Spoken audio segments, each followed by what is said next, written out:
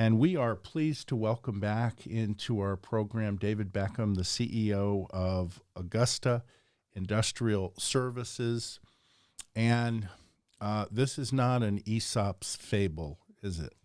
No, it is not. This is the real thing. This is real life. Do you know how many of your colleagues across the CSRA, CEOs, that have an employee stock ownership program going in the CSRA? I don't know the number, but it's only a handful. Right. And I believe you interviewed one. That's right. Maybe in Aiken County, right. We did, and there's not too many for sure. And this all, again, started around 2012. You were really thinking about a way to have a succession plan. Correct. And again, just as a recap, work us through how this came about and how it's gone so far. So in 2012, we started looking at succession planning. As business owners, get older and they want to either cash in or get their chips off the table or find a way to retire, you got to come up with something. Mm-hmm. And we were not interested in selling our company to an equity firm or an outside buyer. Mm-hmm. We believed our company had a good culture already, and we wanted to reward the people that have spent their careers with us. Wondering, we'll just kind of walk through some questions that employers may have if they'd like to get started on something like this. First of all, what does it actually mean to be employee owned? Well, to be employee owned, how it works is every year our company goes through a valuation process, and we determine what the company is worth. And after we do that, everybody is rewarded a certain amount of stock based on the performance of the company. So if you have good years, it's really good. But just like the stock market, if you have a bad year, you may not be rewarded anything that year. Mm-hmm. But over your career, you accumulate stock in the company.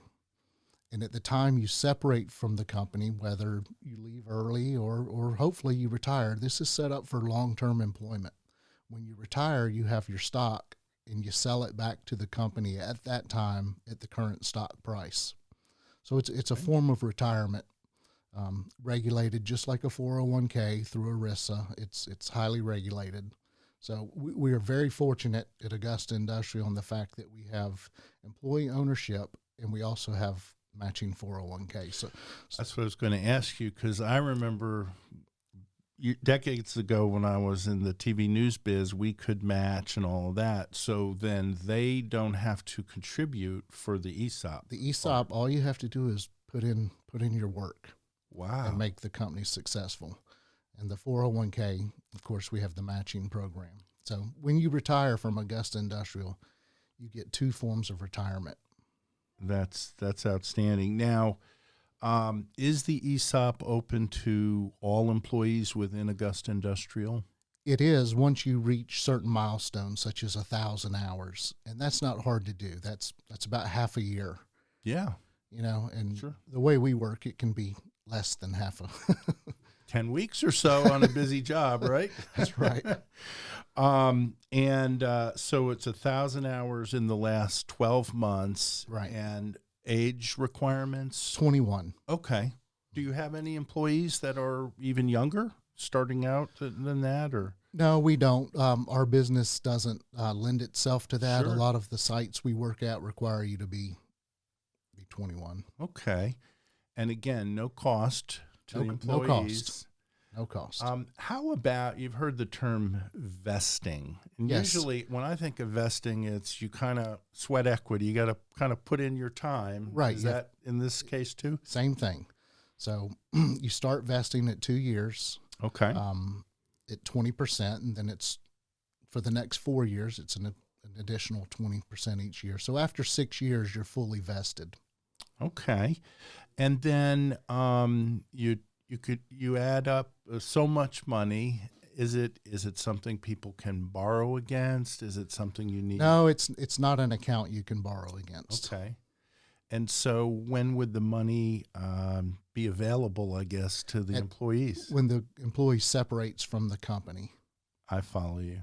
Yeah. Yeah. That's, you know what? For somebody like me, that'd be good. That's like forced savings in a way, but you're not contributing, but. Correct. Yeah. All you have to do is show up and do a good job every day and make the company profitable. Sure. Now, is the financial aspect of it, does it correlate to control? You think of someone being, employee owned. Does that mean that they sit down with you and they help make decisions, or how does that go? Well, no. Okay. What our company is governed just like any other company. We have a chain of command, we have a board of directors, we have bosses. However, we believe that our ownership mindset, we call it our we own it culture. We're very open to working with our employees to get their ideas and put them in place. So we think that's where some of the best ideas are. Right. And so we do include employees in making decisions. Sure. But as far as discipline and setting your own hours and all that, no, you don't get to just come and go. Sure. And, well, it's obviously it's a reward for longevity and doing good work. And I know, so you started it in 2015. I don't know if you're a numbers guy, but have you noticed that the retention of your employees have changed versus pre-ESOP? We have always had pretty good retention. Uh-huh. I think it comes in, I think as people plan out their futures long term, they take it more into consideration. But as a company, employee owned, we're able to make decisions that really play into that. We make some decisions that a company that's maybe owned by an equity firm may not be able to make. Mm-hmm. So case in point is when COVID came around, mm-hmm. there was a lot of uncertainty and a lot of plants were not letting contractors in. And so there was a lot of worry about what would happen to our employees because we saw our competitors, they were having layoffs and furloughs, and we went the complete opposite. We looked at it and we said, these are our employees and we need these people to be with us when this is over.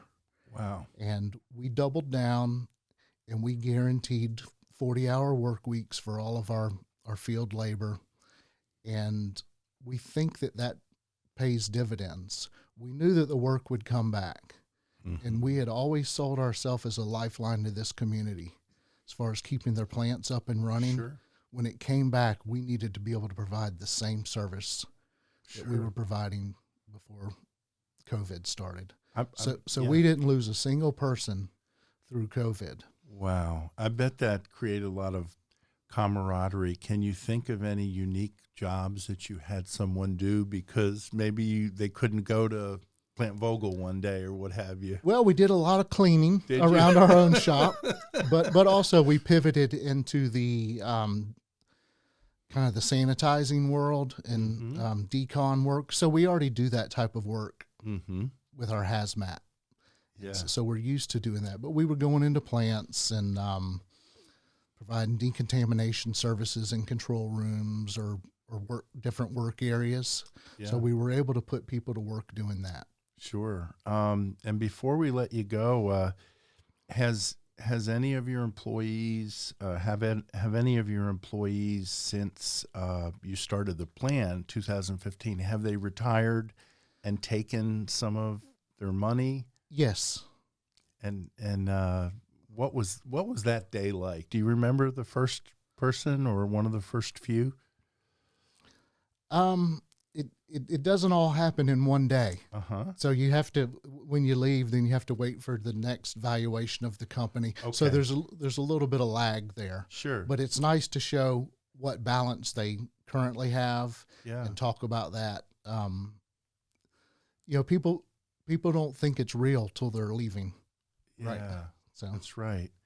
That's really neat. And Anything else you can think of as it relates to ESOP, or any advice you might share with some companies that are looking at succession plans? Well, I would just, tell everybody, if you have a family-owned business and you're not sure what to do with it, if you don't have a succession line in place, look at your company, and this is a perfectly viable option for selling the company for what it's worth, but also leaving your legacy and rewarding all those employees that have helped you get where you are. That's fantastic. And there are a number of family companies where I've heard this as we've done stories where the son looks at the dad and how hard he's worked all those years, and he's like, I might not want to do that. I don't want that for my life moving forward. Right. So I think this is a neat alternative for sure. And once again, your website address? AugustaIndustrial.com. AugustaIndustrial.com for all sorts of information. If you'd like to get in touch with David and learn a little bit more about this program, or if you're looking to work for a great company, my guess is with 120 employees, there is some degree of change and you need help. We are always hiring. So the right people.